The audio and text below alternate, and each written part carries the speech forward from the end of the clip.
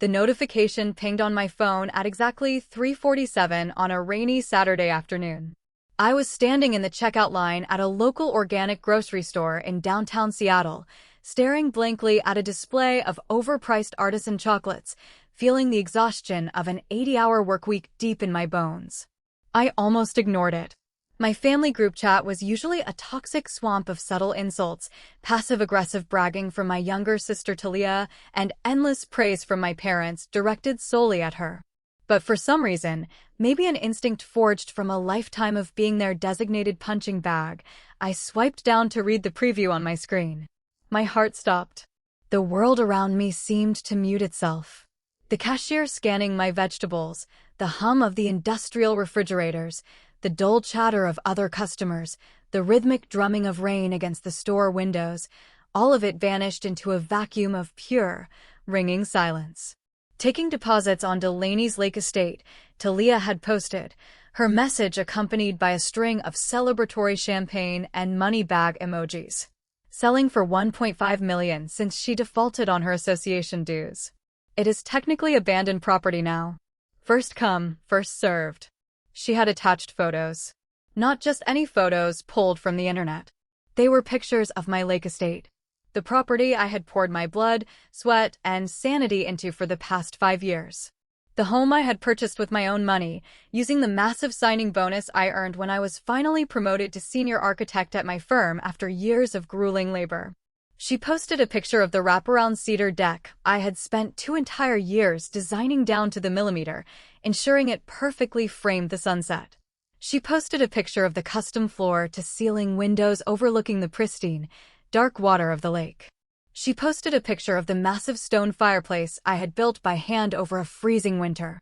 My sanctuary. The only place in the world where I felt safe from them.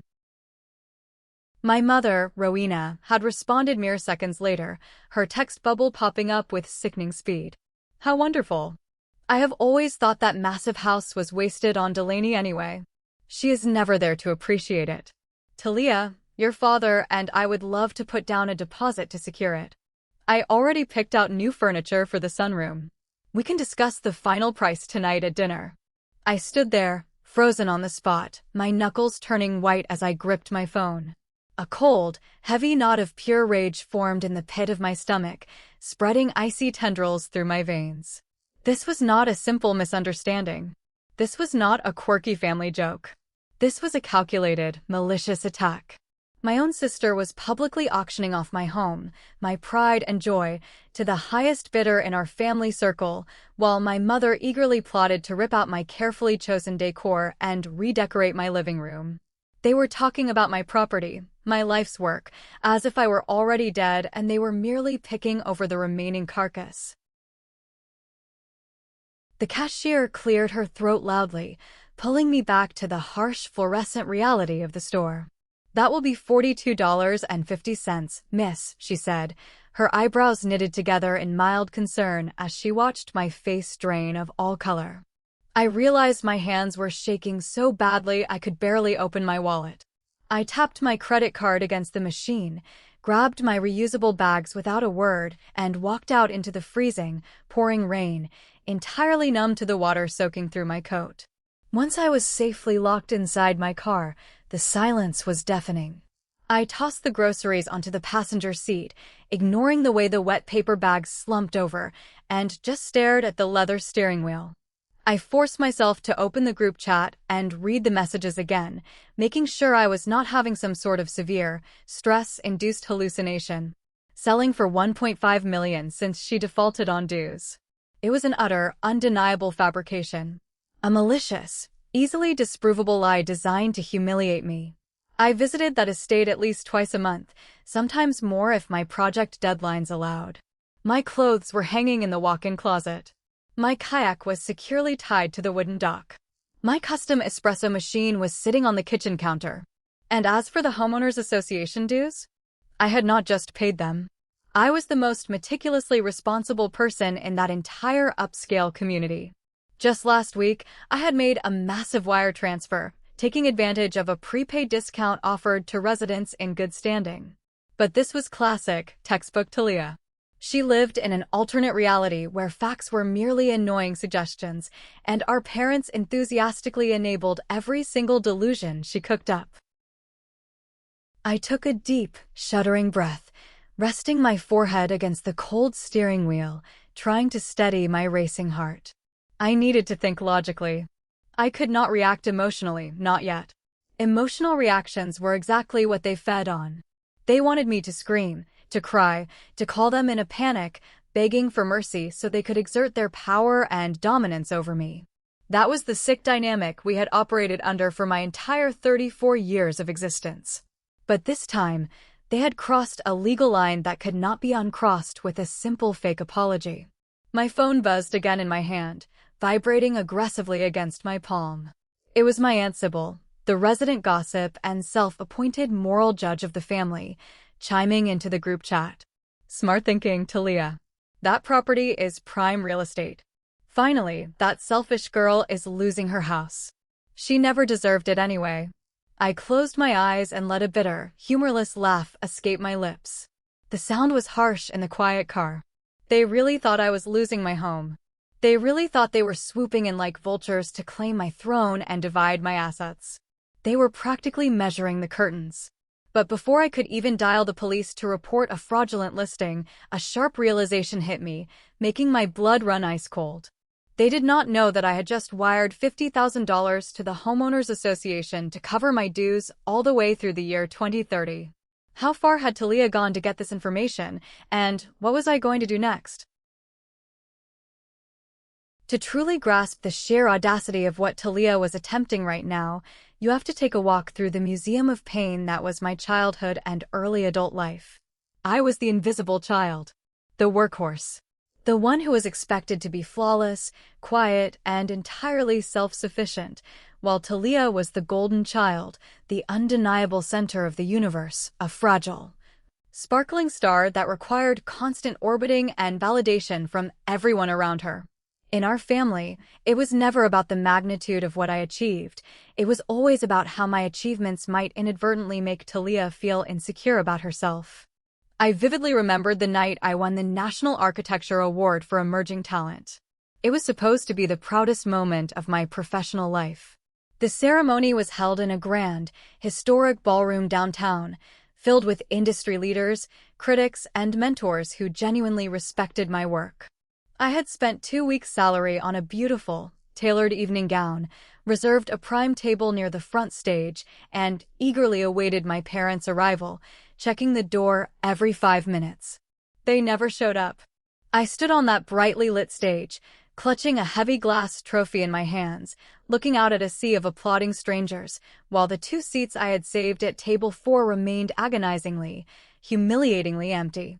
Later that night, sitting in the back of a damp taxicab in the rain, I scrolled through social media to distract myself, only to see pictures of my mother and father, Rowena and Montgomery, standing proudly with their arms wrapped around Thalia.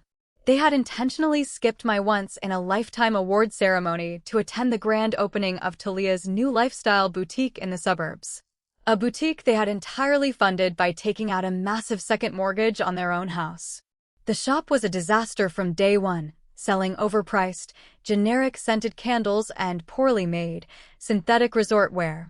It was a shallow vanity project for a girl who desperately wanted to be an influencer, but possessed zero actual business acumen. Yet, to my parents, cutting the ribbon at that empty store was the event of the decade. When I mustered the courage to bring it up the next day over the phone, my mother had sighed loudly, waving her hand dismissively so hard I could almost hear it through the receiver. "Oh, Delaney, do not be so dramatic, you're exhausting. You have a steady corporate job, you are fine. Thalia needs our support right now. She is an entrepreneur taking a huge risk. You know how sensitive she is to failure. You getting an award would have just made her feel overshadowed on her big day." That was the running theme of my entire existence. My success was a direct threat to her fragile ego. My boundaries were treated as personal insults to the family unit. Thalia was not just spoiled, she was deeply, toxically insecure, and she masked that terrifying emptiness with a veneer of aggressive entitlement. I remembered a dinner we had 2 years ago at a very upscale, quiet seafood restaurant. The waitress, a young college student looking exhausted and overwhelmed by the dinner rush, accidentally spilled a few tiny drops of ice water on the table, a few inches away from Thalia's brand new phone. Thalia erupted like a volcano. She stood up abruptly, her chair scraping loudly against the floor, slammed her hands flat on the table, and screamed at the girl, calling her incompetent, stupid, and demanding the manager fire her immediately in front of the entire dining room. The poor waitress burst into tears, her face burning red, and ran to the back kitchen. I was mortified beyond words. I left a massive $100 tip on the table and apologized profusely to the manager on our way out. But my mother? Rowena had simply patted Thalia's shoulder in the parking lot and smiled proudly. That is my girl. You have to show people you have strong leadership qualities, Thalia.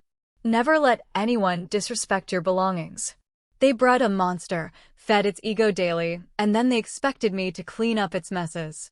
The most painful artifact in my mental museum, however, the one that truly severed our emotional bond forever, was the incident with my grandmother's ring. My grandmother had left me a beautiful, vintage sapphire ring in her will. It was the only piece of jewelry I truly cherished, a tangible connection to the only person who ever showed me unconditional love. One weekend, while I was visiting my parents' house for a forced holiday gathering, the ring vanished from my nightstand. I tore the guest room apart. I panicked, searching every floorboard and drain. 3 days later, Thalia came waltzing into my apartment with a brand new, limited edition designer handbag, boasting loudly about how she had managed to flip some old, ugly junk she found at a local thrift store. I recognized the guilty glint in her eye immediately. I confronted her. I knew in my gut she had stolen it and pawned it to pay off her mounting, secret credit card debts from the failing boutique. But before Thalia even had to formulate a lie to defend herself, my father stepped in, his face purple with rage. "Stop accusing your sister of such vile things right this second," Montgomery had shouted, pointing a thick finger at my chest. "You probably lost it yourself because you are so careless and obsessed with your stupid blueprints. You are just jealous that she has a nice new bag and you have nothing but work. Apologize to her right now, Delaney." I did not apologize. I packed my bags in dead silence, drove away, and did not speak to them for 6 long, peaceful months. I learned to freeze my heart. I learned to build emotional walls so thick and high that nothing they said or did could pierce through to hurt me anymore. I focused intensely on my career, on building my wealth, on designing and purchasing my lake estate. I thought my silent, distant tolerance was enough to keep the peace and protect my sanity.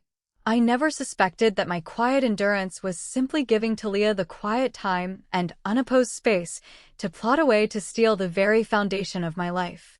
The rusted gears of this massive betrayal had actually started turning exactly 2 weeks before the fateful group chat message dropped like a bomb into my life. It was a Tuesday evening, raining as usual in Seattle, and I was up late in my home office, squinting at my dual monitors, reviewing complex structural blueprints for a massive commercial high-rise project. My neck was stiff, my eyes burned, and my phone ringing shattered the quiet focus I had maintained for hours. Seeing Thalia's name flash on the caller ID screen was rare enough to make my hand hover over the ignore button. She only ever called me when she desperately needed something, and that something was always, without fail, money.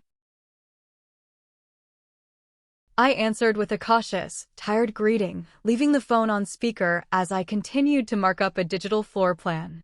"Delaney," she began, her voice dripping with that fake, sugary sweetness she exclusively deployed when she was cornered by her own bad decisions. "I need a massive favor. It is a huge emergency." I leaned back in my ergonomic chair, taking off my glasses and rubbing my aching temples. "What is it, Thalia?" "My boutique," she said, her voice dropping an octave, trying to sound genuinely tragic and victimized by the universe. "It is going through a really rough patch right now. The economy is terrible, you know how it is for small business owners. My main suppliers are threatening to cut me off entirely, and the landlord is being a total nightmare about the rent being a little late. I just need a quick bridge loan to get me through the winter season. How much? I asked, keeping my tone perfectly neutral, already knowing whatever number she said was going to be absurd. $50,000, she said. She said it so casually, so effortlessly, as if she were asking to borrow a sweater for a party. I stopped rubbing my temples and just stared at the blank wall behind my monitors for a long, heavy moment. $50,000. It was a staggering amount of liquid money to ask for on a random Tuesday, especially for a failing vanity project that had never turned a single dollar of profit in 3 years. No, Thalia, I said, my voice firm, cold, and unwavering.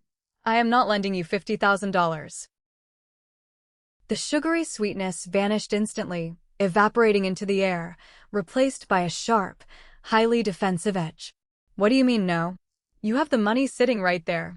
You make an absolute fortune designing those stupid, ugly glass buildings for corporations. You live in a $1 million mansion on a lake all by yourself. You can easily afford it. I can afford my life because I work 80 grueling hours a week, I replied calmly, refusing to match her rising volume. Your boutique has been bleeding money for 36 months. It is not a functioning business, Thalia. It is a massive financial liability. I am not throwing my hard-earned savings into a black hole just so you can pretend to be a successful CEO on Instagram. She gasped loudly, genuinely offended that I dared to inject reality into her fantasy. You are such a selfish, greedy, terrible person. I am your flesh and blood sister. You think you are so much better than me because of your stupid college degree, don't you? You owe this family everything.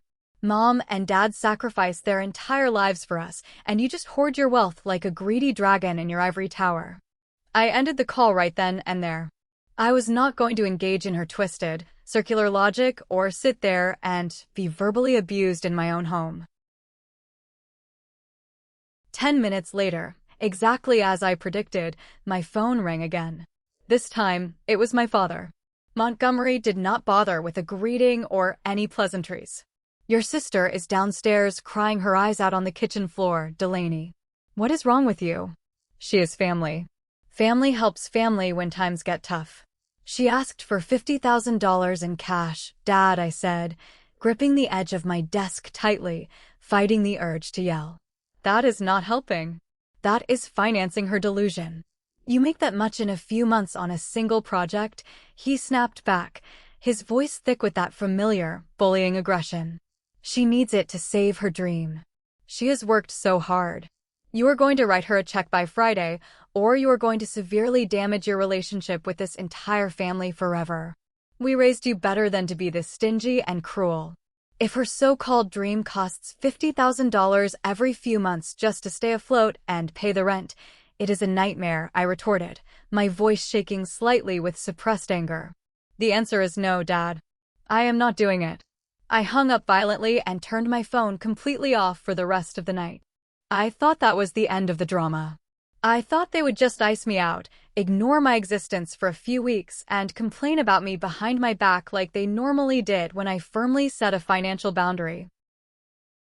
But the next morning, when I finally turned my phone back on while making coffee, there was a single, long voicemail from Thalia waiting for me. Her voice was no longer loud, hysterical, or weeping. It was eerily calm, cold, and meticulously calculated. It sounded like a stranger. Fine, Delaney, she said, the venom clear and sharp in every single syllable. Keep your precious money. But do not think for 1 second you can just sit up there in your glass house and look down on us like we are peasants. If you will not help me willingly, I will find a way to get what I need. I will take what is rightfully mine. At the time, standing in my kitchen drinking coffee, I had merely rolled my eyes, deleting the message immediately. I thought it was just the dramatic, empty parting shot of a spoiled brat throwing a tantrum because she heard the word no for the first time in months. I assumed she would just secretly max out another credit card or beg my parents to take out a third, ruinous mortgage on their home. I had been so terribly, dangerously naive. Thalia had hung up the phone that night with a dark revelation. If I would not give her the money willingly, She would simply sell the most valuable asset I owned right out from under me. That was not a childish threat. It was a cold declaration of war, and she had spent the next 14 days meticulously planning a real estate heist. Sitting in my car in the grocery store parking lot, the rain drumming relentlessly against the metal roof, the shock began to recede, leaving behind a cold, sharp clarity. I realized that simply ignoring the group chat and hoping the madness would blow over was no longer a viable option. The situation had escalated far beyond their usual passive-aggressive comments and petty jealousies. Thalia was actively trying to commit high-level real estate fraud using my name. I took a deep, steadying breath, unlocked my phone, and bypassed the chaotic family group chat entirely. I pulled up my contacts and dialed Thalia's direct number. She answered on the second ring, seemingly waiting for me to call. Her voice was bright, cheerful, and dripping with an arrogant confidence that made my stomach turn and my jaw clench. "Delaney, did you see the group chat? I found a buyer for your old lake house." "Well, Mom and Dad wanted obviously, but there are 3 other very wealthy families who have already reached out to me privately. We could actually start a massive bidding war and get way over asking price." Her tone was so patronizing, so infuriatingly casual, it felt like a physical slap across the face. She was speaking to me as if she were a highly confident, concerned older sibling managing the messy affairs of an incompetent, mentally unstable child who could not pay their bills. "Thalia," I said, my voice low and dangerously calm, keeping my emotions entirely out of my throat. I reached over and pressed the record button on my secondary work phone, resting it carefully on the dashboard so the microphone pointed directly at my primary phone speaker. "That estate is not abandoned. I own it, I maintain it meticulously, and I am current on all my association dues.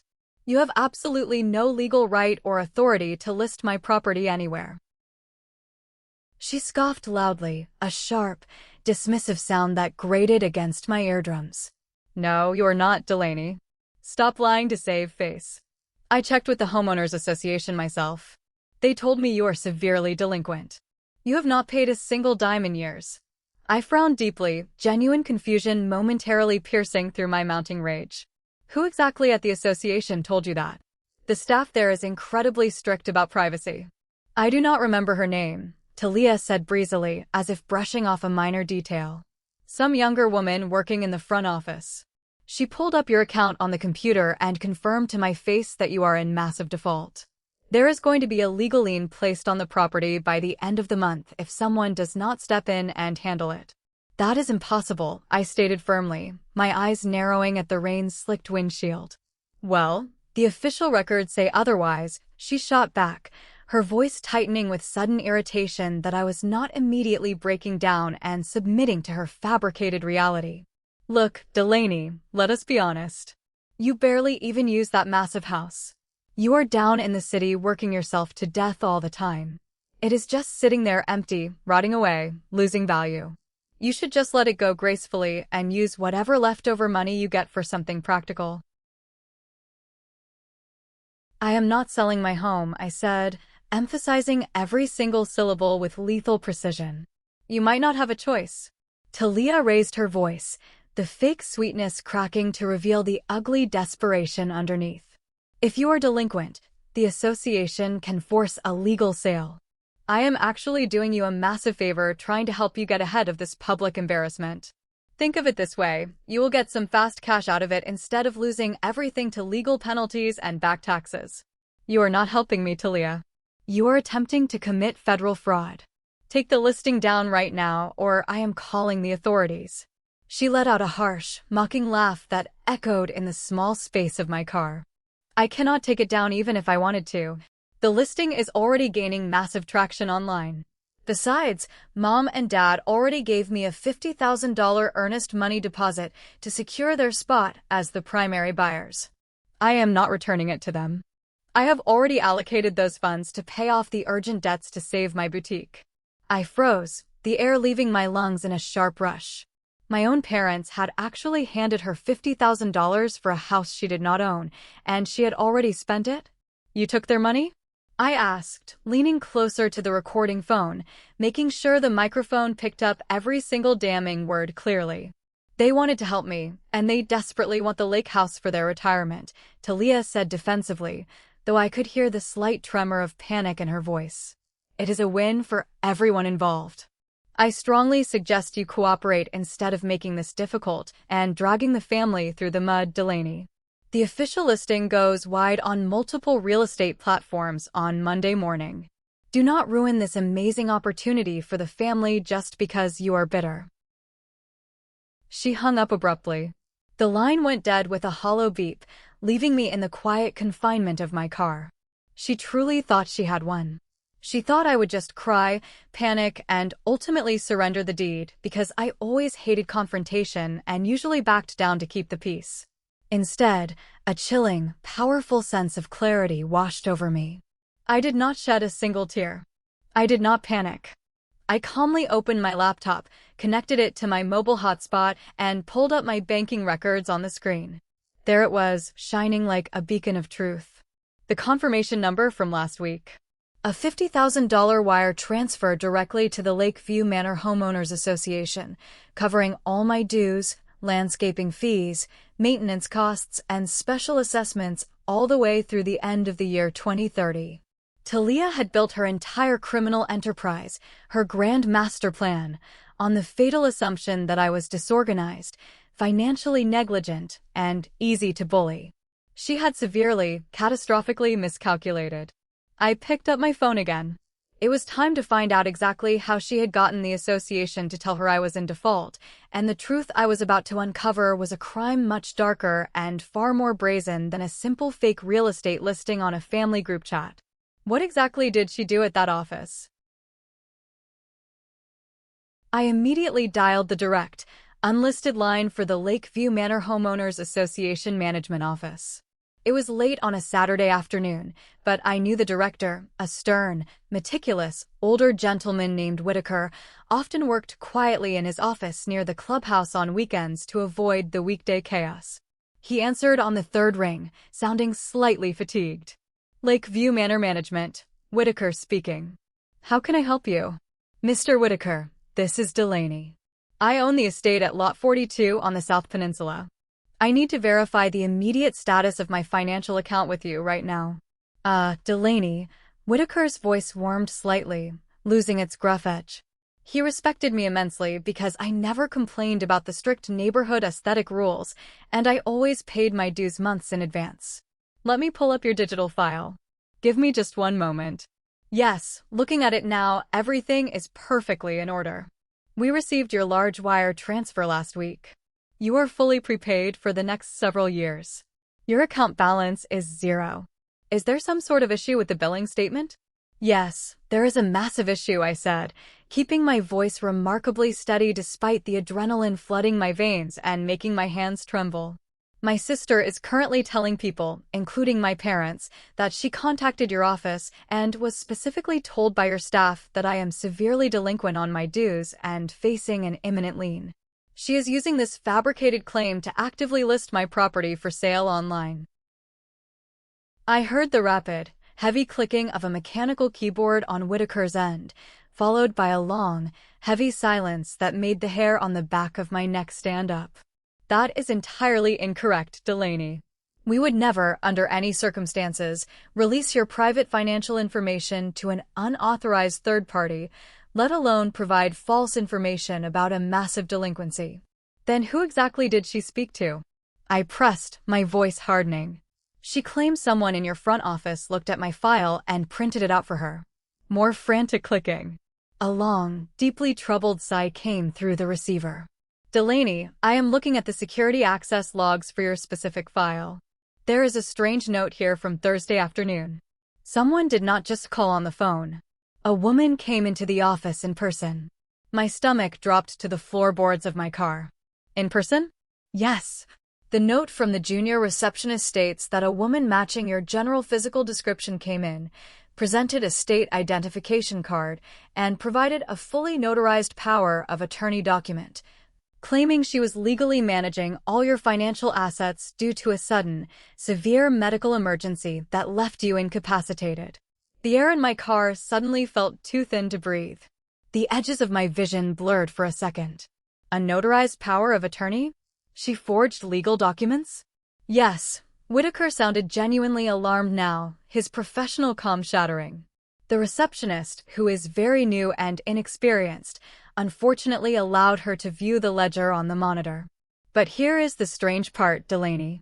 The ledger she was shown was an old, archived file from a completely different property, Lot 84, that had gone into messy foreclosure 2 years ago. The receptionist pulled up the wrong screen in her panic. The woman saw the massive, 6-figure debt on that screen, demanded it be printed out as proof, and left the office quickly before the mistake was realized by anyone else. I closed my eyes, leaning my head back against the headrest. Thalia had not just lied on a text message. She had forged high-level legal documents. She had likely gotten one of her shady, desperate friends who happened to be a notary to stamp a fake power of attorney paper. She walked into a professional office, wore my identity like a cheap mask, and stole what she thought was the proof of my financial ruin. Whitaker, I need a digital copy of everything, I demanded. The security camera footage of the lobby from Thursday, the fake document she presented to the desk, the log notes, the printed ledger. Everything you have. She has already taken a $50,000 cash deposit from my parents based entirely on this fraud. Good God, Whitaker breathed heavily into the phone. Delaney, this is a severe federal offense. Identity theft, forgery, and wire fraud. But I am afraid it gets much worse. I was actually going to call you first thing on Monday morning about another very disturbing matter. What else could there possibly be? I asked, a fresh wave of dread pooling in my chest. Our private neighborhood security patrol logged a highly suspicious incident yesterday afternoon, Whitaker explained, his voice grim and serious. The neighbors next to your estate, the wealthy retired couple from Chicago, called security in a panic. They reported a blonde woman walking aggressively around the exterior of your property, peering into your first-floor windows and taking dozens of photos with her phone. She had 2 strangers with her, pointing at your custom roof and the wooden dock. Security approached her immediately, and she boldly claimed she was the owner's sister, showing them around for a potential cash sale. The patrol officer told her she was unauthorized, ordered her to leave the premises immediately, and filed an official trespass report with the local precinct. Twist after sickening twist. She was actually bringing random strangers to my home. She was trespassing on my sanctuary, invading my private space. Whitaker, I said, my voice turning to cold, hard steel. Email me every single piece of documentation you have right now. The payment receipts, the police trespass report, the security video, the log notes. Do not leave a single piece of paper out. I am sending it all via our secure, encrypted portal right now, Delaney. If you are going to involve law enforcement and attorneys, the Homeowners Association will provide full, unconditional cooperation. I hung up the phone. The rain had finally stopped, leaving the parking lot slick and reflecting the harsh, buzzing neon lights of the grocery store. Thalia thought she had orchestrated the perfect, victimless heist. She thought her forged documents and my parents' stolen money would quietly secure her failing boutique while I wept in the corner. She did not realize she had just handed me the exact, undeniable weapons I needed to destroy her completely. It was time to stop acting like a victimized, forgiving sister and start acting like a ruthless creditor. How was I going to set the trap? I drove home in total, suffocating silence, the radio off, my mind calculating a dozen different legal and financial variables at once. I did not drive to my small apartment in the city. I drove straight out to the lake estate, pushing my car well over the speed limit. I needed to be on my own territory. I needed to feel the solid, expensive hardwood floors beneath my feet, smell the cedar of the walls, and see the impenetrable stone fortress I had built with my own 2 hands. As soon as I walked through the heavy oak front door, I bypassed the kitchen entirely and went straight to my home office overlooking the dark water. I spread my laptop, my secondary recording phone, and a fresh yellow legal notepad across the massive desk. The war room was officially open. My very first call was to Rosalind, a ruthless, brilliant, and notoriously aggressive real estate attorney I had worked with extensively on several brutal commercial zoning disputes. She was a bulldog in a tailored designer suit, and she absolutely did not suffer fools or criminals. I gave her a rapid-fire, highly detailed summary of the last 3 hours, pacing back and forth across the rug. I told her about the forged power of attorney, the fake online listing, the $50,000 stolen deposit from my parents, and the police trespass report filed by security. For a long, tense moment, Rosalind said nothing. The only sound on the line was the faint, rhythmic scratch of her expensive fountain pen taking furious notes. "Delaney," Rosalind finally said, her voice crackling with dark, professional excitement. "Your sister is not just a desperate idiot. She is a profoundly arrogant, reckless criminal. She has committed forgery, identity theft, criminal trespassing, and massive fraud by deception. This is a felony buffet, and the district attorney is going to feast on it." "What is our exact first move?" I asked, staring out at the moonlight hitting the lake. "Do I send a formal cease and desist letter tonight? Do I call the police precinct right now and have her arrested at dinner?" "No," Rosalind said sharply, cutting me off. "Do not call the police just yet. If you call them right now, she gets spooked. She might panic, return the money to your parents, claim it was a giant misunderstanding, cry her way out of it, and your enabling parents will refuse to press charges. We need the trap to snap shut permanently when her hand is firmly, undeniably stuck in the cookie jar. So what do I do while she parades around pretending to own my house?" "You let her dig the hole deeper," Rosalind advised, her tone dripping with tactical malice. "The larger the financial fraud becomes, the heavier the criminal charges will be when they drop. She has tasted easy money, and she thinks she has outsmarted you. Let her think she is winning. We use this time to gather the ironclad, bulletproof evidence. Get the security footage from Whitaker. Pull your own surveillance footage from your porch cameras. I will start drafting the civil lawsuits for severe financial and emotional damages. When the time is right, we do not just confront her, we bury her alive under a mountain of undeniable legal peril." I agreed to her strategy. My second call was to my uncle Alastair. He was my father's older brother, a retired, highly respected forensic accountant, and the only person in the entire extended family who saw through the toxic golden child dynamic. He despised how my parents treated me and had violently cut financial ties with them years ago when they tried to borrow a huge sum of money for Thalia's very first failed business venture. "Uncle Alastair, I need your specialized help," I said the moment he picked up the phone. I quickly explained the situation, focusing heavily on the $50,000 my parents had supposedly given Thalia in cash. Alastair let out a low, disgusted whistle that vibrated through the speaker.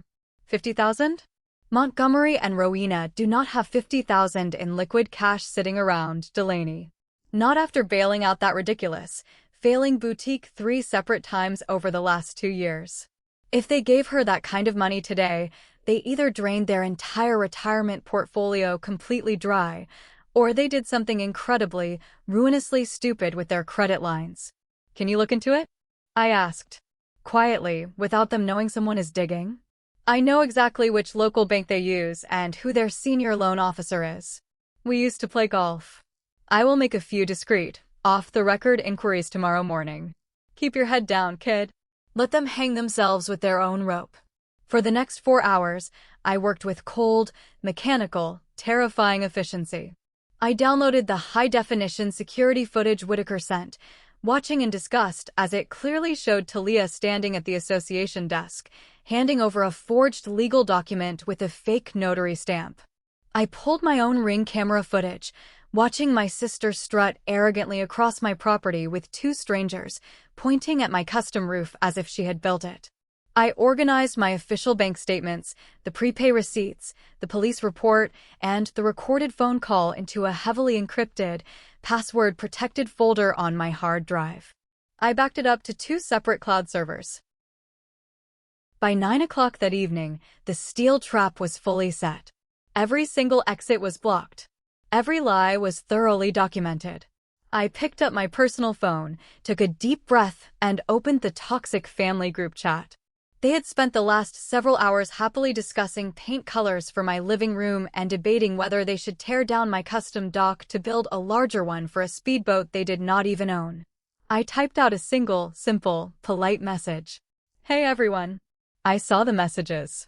I will be coming to the house for Sunday dinner tomorrow night. We need to sit down as a family and have a serious conversation about the lake estate and the future.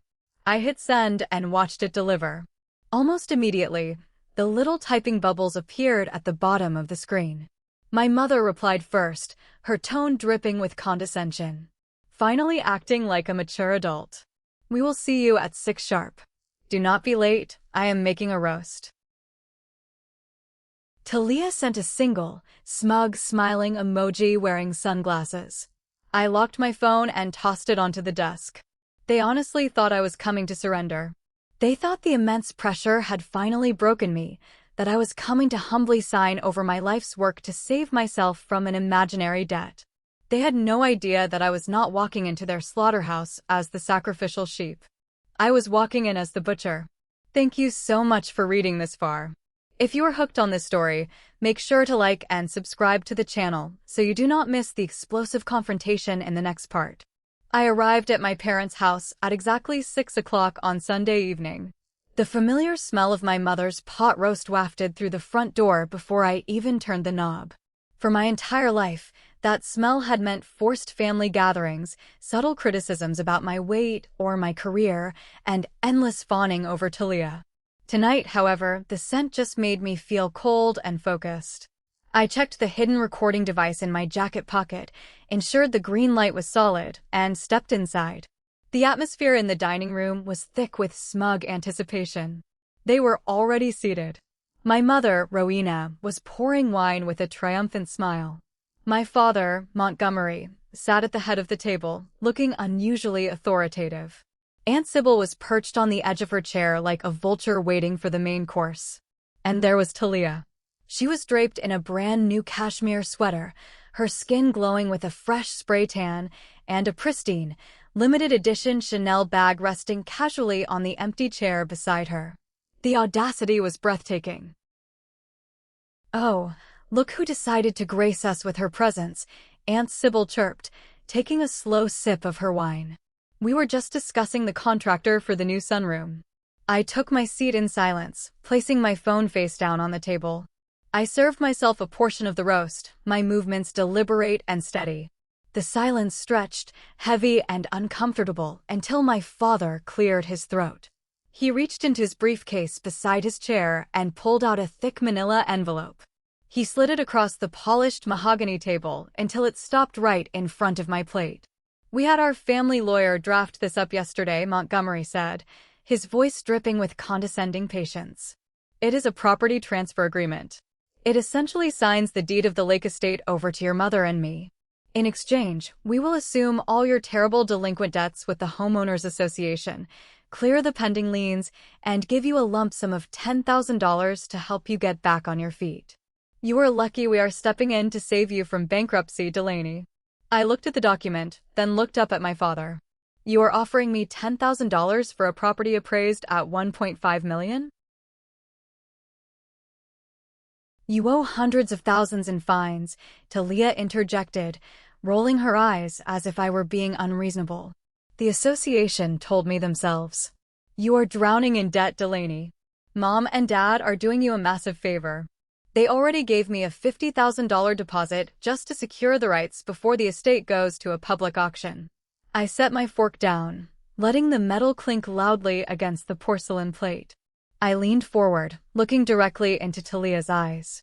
I wanted her to say it again, loudly, for the recording. Let me get this straight, I said, keeping my tone perfectly even. You went to the association office, they told you I was bankrupt, and you took $50,000 in cash from Mom and Dad for a house I currently own? Yes, Thalia snapped, crossing her arms defensively. And I am using that money to save my boutique. It is already spent, so do not even think about asking for a cut. You ruined your own finances. Now sign the paper so we can all move on with our lives. My father tapped the table aggressively. Sign it, Delaney.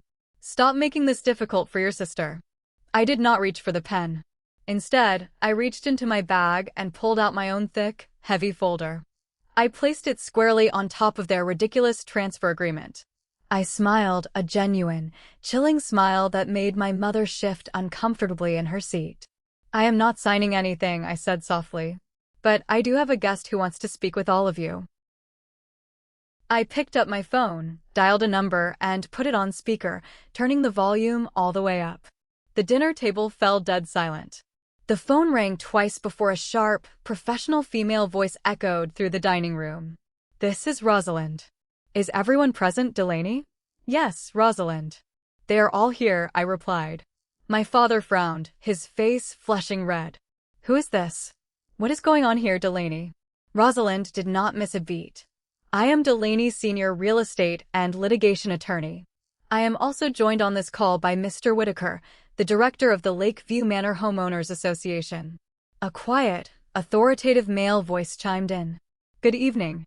Thalia's face instantly drained of all color.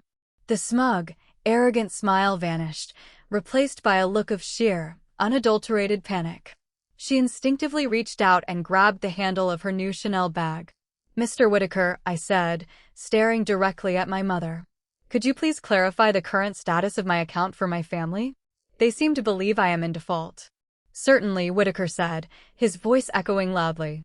Delaney is one of our most responsible residents. Just last week, she wired a prepaid deposit of $50,000 to our office. Her account is fully funded through the year 2030. There are no liens, no debts, and no pending auctions. The estate is entirely secure. My mother gasped, dropping her wine glass. It shattered against the hardwood floor, dark red liquid pooling around her expensive shoes. You paid $50,000? Rowena stammered, looking at me as if I were a stranger. But Thalia said. Thalia lied, Rosalind cut in, her tone ruthless and precise. What Thalia did was forge a medical power of attorney, hire a fake notary, and impersonate my client to illegally access association records. She then used this fabricated crisis to solicit $50,000 from you, claiming it was an earnest money deposit for a real estate transaction she has no legal authority to execute. That is wire fraud and theft by deception. My father turned slowly to look at Thalia, his jaw slacking. Thalia, what is she talking about? Where is our $50,000? You said it was in an escrow account. Thalia was trembling violently, her eyes darting around the room looking for an exit. I needed it for the boutique. She shrieked, her voice cracking. The business was failing. I was going to pay you back once the store turned a profit. I reached across the table and pointed a steady finger at her designer bag. Mom, Dad, I said, my voice cold as ice. Do you want to know where your retirement money went? She did not put it into the boutique. She bought that $10,000 Chanel bag sitting on the chair. And that fresh tan? She just returned from a $15,000 luxury weekend trip to Aspen. She used your life savings to play pretend on the internet. Aunt Sybil covered her mouth with both hands, utterly speechless for the first time in her miserable life. My father gripped the edge of the table, his knuckles turning white, his breathing heavy and ragged. But Whitaker cleared his throat through the speakerphone, a sound like a judge's gavel striking wood. I am afraid the situation is much more severe than a family dispute over $50,000. Everyone froze. I narrowed my eyes at the phone. What do you mean, Whitaker? Whitaker's voice was grim and heavy with impending disaster. Yesterday afternoon, my office received 2 frantic phone calls from separate parties. A family named the Gideons and a gentleman named Caspian. They were trying to verify the zoning laws for your lake estate. Why would they be asking about my zoning laws? I asked, the dread pooling in my stomach. Because, Whitaker continued, they both claimed they had just wired massive cash deposits to your sister to secure the property. The Gideons transferred $40,000. Mr. Caspian transferred $35,000. They saw the listing online, met your sister at the property gates, and she pressured them into immediate wire transfers to beat out other buyers. The dining room erupted into chaos. $75,000? My father roared, standing up so fast his heavy wooden chair crashed backward onto the floor. You stole $75,000 from total strangers? Thalia collapsed out of her chair, falling to her knees on the rug, sobbing hysterically, her expensive makeup running down her face in dark streaks. It was just a bridge loan. I was going to fix it. I was going to sell the house and pay everyone back. You cannot sell a house you do not own, you absolute fool. Montgomery screamed, his face a terrifying shade of purple. That is $125,000 of stolen money. Right on cue, the front doorbell rang. It was not a polite chime. It was a series of heavy, demanding knocks that rattled the wooden frame of the house. Before my father could move, the front door swung open. It was Uncle Alistair. He walked into the dining room, holding a thick stack of legal documents, his face a mask of pure disgust. He threw the papers directly onto the roast beef sitting in the center of the table. I did some digging, like you asked, Delaney, Alistair said, his voice booming over Thalia's frantic sobbing. I checked the public business registry. Thalia's boutique has not been struggling. It has been dead. She filed for Chapter 7 bankruptcy 6 months ago.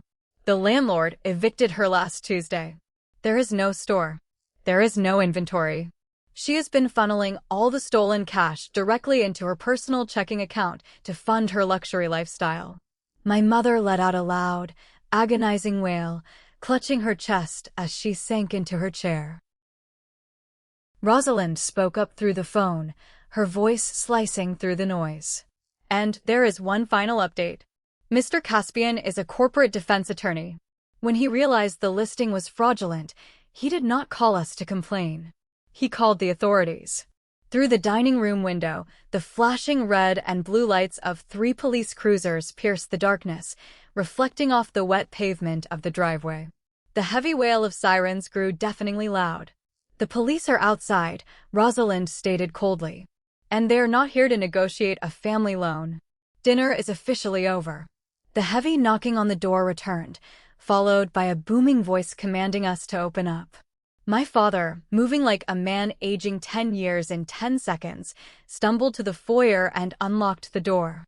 4 uniformed officers stepped inside, their expressions grim and serious. They asked for Thalia by her full legal name. When they saw her sobbing on the floor, clutching her designer bag like a life preserver, they did not hesitate. They read her Miranda rights, pulled her arms behind her back, and secured the metal handcuffs. The click of the cuffs echoing in the dining room was the most satisfying sound I had heard in my entire life. Rowena threw herself at the officers, screaming and crying, begging them to stop, claiming it was all a terrible family misunderstanding. An officer sternly warned her to step back or face obstruction charges. They marched the golden child out the front door, shoving her into the back of a damp police cruiser in the freezing rain. I packed up my files, turned off my recording device, and walked out of that toxic house without saying a single word of goodbye. A week later, the true depths of the devastation finally surfaced. I was sitting in my office in the city when my personal phone rang. It was Montgomery. I let it ring 4 times before answering. Delaney, my father's voice was broken, hollow, and devoid of its usual booming arrogance. He sounded small. I need your help. We need your help. I leaned back in my chair. Why are you calling me, Dad? Bail is set at $50,000, he whispered, his voice trembling. And we need to hire a criminal defense attorney. The public defender says she is facing up to 10 years in federal prison for the wire fraud alone. Then you should remortgage your house again, I said coldly. Like you did for her boutique. We tried, he choked out, and then he started to cry. A harsh, ugly sound. We went to the bank yesterday. They denied the loan. Delaney, while she was managing her failing store, she stole our mail. She opened 3 massive credit cards in my name and 2 in your mother's name. She maxed them all out. Hundreds of thousands of dollars in debt. Our credit score is utterly destroyed. We have nothing left. The bank is threatening to foreclose on this house. Please, Delaney. You are wealthy. You have the lake estate. You can take out a loan against it to save your sister. I closed my eyes, feeling a strange mix of pity and profound vindication. They had raised a parasite, fed it their own blood, and now they were shocked that it had drained them dry. "Dad," I said, my voice steady and resolute. "You and Mom spent 34 years treating me like a burden and treating Thalia like a queen. You gave her $50,000 to help her steal my home. You created this monster. Now you get to live with it. Do not ever call this number again." I hung up the phone and blocked his number. I blocked my mother. I blocked Aunt Sybil. The house of cards had not just collapsed, it had burned to the ground, scattering the ashes into the wind. The criminal trial took place 7 months later. I attended every single hearing, sitting silently in the back row next to Uncle Alastair, watching the wheels of justice grind the golden child down to dust. Thalia looked unrecognizable. The spray tans had faded, her expensive blonde extensions were gone, and she wore a cheap, ill-fitting gray suit provided by her overworked public defender. She sat at the defense table, trembling constantly, staring at the floor. Aunt Sybil glared at me from across the aisle during the first day, but Alastair simply leaned over and whispered something so venomous in her ear that she never looked in my direction again. Because the evidence was so overwhelming, the forged documents, the recorded phone calls, the bank wire traces, Thalia's lawyer aggressively pushed for a plea deal to avoid federal prison time. The judge, an older woman who looked at Thalia with utter disdain, handed down the sentence. Thalia pleaded guilty to 2 counts of felony wire fraud and 1 count of identity theft. She was sentenced to 5 years of strict probation, 500 hours of community service, and a mandatory restitution order. She was legally forced to repay the full $125,000 to the Gideon family, Mr. Caspian, and our parents. But the punishment did not stop there. The victims were furious. Mr. Caspian filed a massive civil lawsuit against Thalia's defunct LLC and her personally. The lawsuit dragged her through bankruptcy court, officially liquidating every single asset she owned. They seized her car, her jewelry, and even auctioned off her designer bags to pay the legal fees. On the final day of sentencing, as the courtroom cleared out, Thalia turned around and looked at me. Her eyes were red, swollen, and filled with a desperate, pathetic pleading. She mouthed the word sorry. I did not smile. I did not glare. I simply looked right through her, turned on my heel, and walked out the heavy wooden doors into the bright afternoon sun. I had taken my power back, and I was never going to let them near it again. 3 years have passed since the gavel fell.